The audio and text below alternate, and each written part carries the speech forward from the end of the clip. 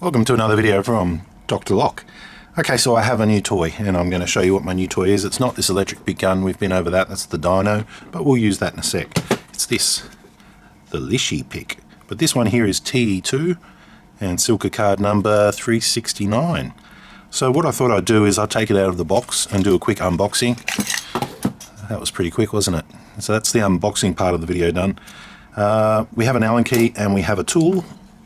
It's a Lishi pick tool. Comes with a little scratchy on the back so you can verify it's genuine. Has a Mr. Lishi face. MrLishiTool.com. Pretty cool little tool. I was most impressed by the LW4 and LW5 versions, which have saved me a lot of time. Now, Gainsborough, which is the TE2 profile, we've seen it before on a lot of houses and things around Australia.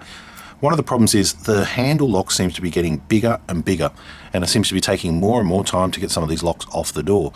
So in the event of needing to make a key, it would be nice not to have to pull off some of those large 1 meter outside door handles which are incorporated into this new Trilock system. For those people who don't know, Gainsborough, not the easiest to pull apart, not the funnest to take the cylinder out of, and basically they're a very fancy lock, and now they've become even more fancy with longer handles. And to be honest with you, if you've got a change combo, fine, you have to remove the cylinder. But if you're just making a key, then maybe every 1 out of 10 you might be able to just simply make a key using a tool like this and not have to pull it out. So that's why I bought it, just to have it in my arsenal so that if I do need to make a key, I don't have to pull the lock apart. So I'm just going to test it now for the first time and make a key, really. So I've got my little tension tool.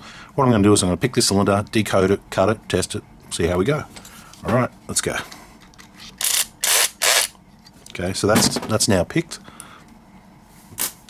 And let's go through the decoding function. So I've got to be careful my little lever is in the right spot, right up against the shoulder.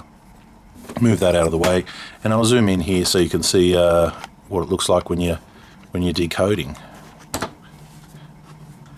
Okay, so I'm going to go to first position now. First position, I got it as a 4, 4, 2, 4, 2, 5, 4, 2, 5, 2, just slightly under the 5. So 4, 2, 5, 2, 5. Okay, so I'm just going to leave that there now, and I'm going to cut the key and let's see how we go.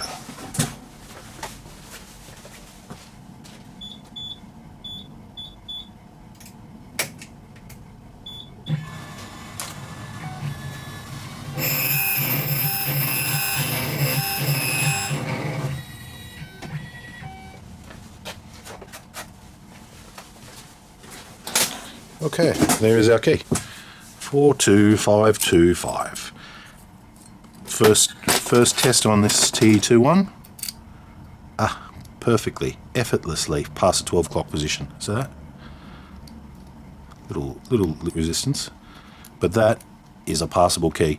Now that small bit of resistance could be because of this key blank. These key blanks were a little bit thinner than normal. If it was cut off to a Silka key blank, it might have had a slightly better result because the key blades are like 1/10 of a mil thicker. But I would be happy with a key like that. Pushing up, smooth as. Pulling down, a little bit low. I can hear those pins, listen. So, you know, but passable. Smooth, no resistance, no problems. I'll try the other side. This one doesn't have the tails on, so I've got to be careful. And perfectly on that side too. All right, so that was the first attempt at using the Lishi TE2 tool, and I'm pretty impressed with it yet again. Silka card number for the configuration of this key here is 369, and on this tool here it's actually got IC card 566, so that's Instacode card 566. So you can use either of those cards depending on which machine you like to use. And we don't sell these tools. They're only for professional locksmiths. If you're a professional, you'll know where to get one. It's just a quick little review on it, and you know, I only wish they could make a Lishi to actually change combo on a lock. That would really make my day, but unfortunately that we don't have that.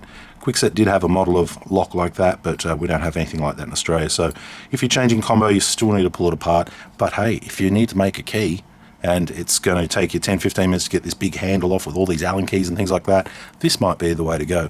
So first test, pretty good. I like it. There's nothing different about this compared to some of the other ones. You can reverse this actual tension tool on one side. One thing I didn't try was actually picking the lock with it. To be honest with you, I find picking easier with the tools that I'm accustomed to. But while we're here, let's just give a little crack and see if we can pick it. I mean, we know the combination now, so let's just see if we can pick it and what that's like, what sort of feel and stuff. So I'm getting nothing there, nothing there, nothing there, nothing there. Okay, we've got a binder. Okay, a little click.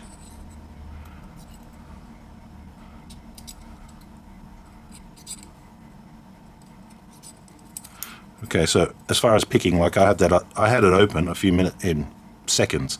So how quick I had it open. So picking with this type of tool is not my favorite. It takes me longer than it does with any snap gun or hand rake. So I generally don't do it. Okay. And start again. Okay, so moral of the story is, look, for picking, it's not my favorite tool. It can be done, but it really is something that I would need to put a lot more practice into to perfect those skills. I find picking with these type of tools easier with more complicated locks than I do with the simple pin tumbler without any mushroom or false shears or anything along those lines. So I purely use it as a decoding tool, and for that I give it the 10 out of 10. Okay, leave your comments down below, and thanks for watching.